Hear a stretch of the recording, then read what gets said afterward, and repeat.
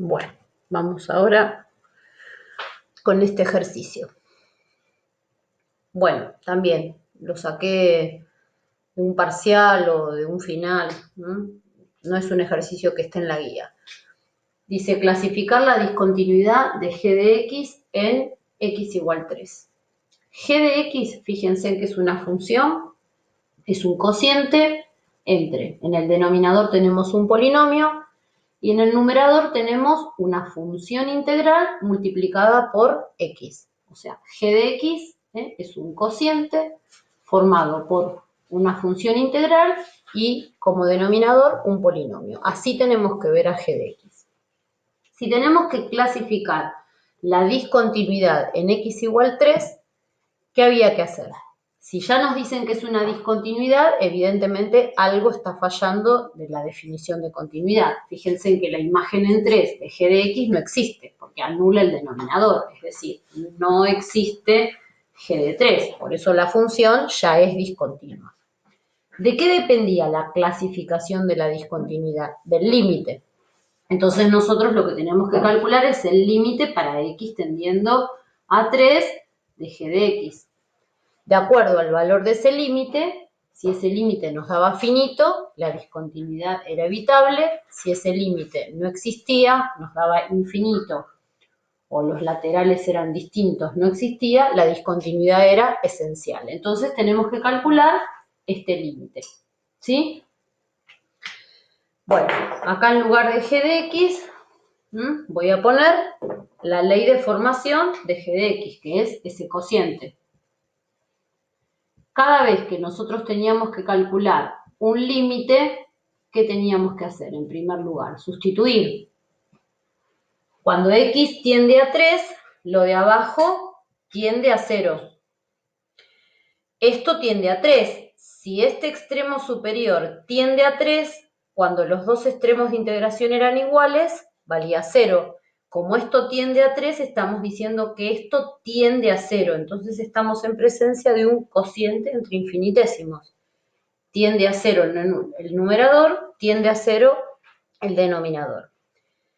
¿Qué regla conocíamos para calcular este límite? La regla de L'Hopital. L'Hopital.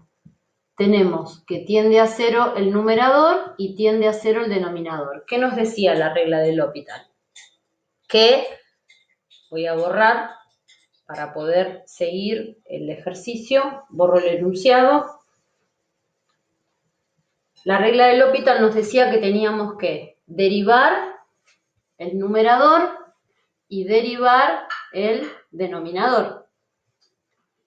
Acá, borro hasta acá. Entonces, colocamos límite para x tendiendo a 3. La derivada del numerador es la derivada de un producto. La derivada del primero, que es 1, por el segundo sin derivar,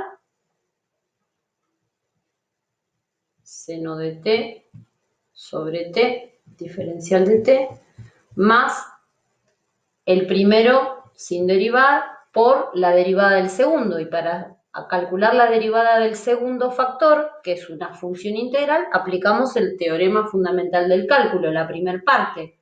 ¿Qué decía que era la derivada de esto? Era la función de adentro evaluada para el extremo superior, es decir, seno de x sobre x. Todo esto sobre la derivada de lo de abajo, que es 1. ¿Sí? Repito entonces.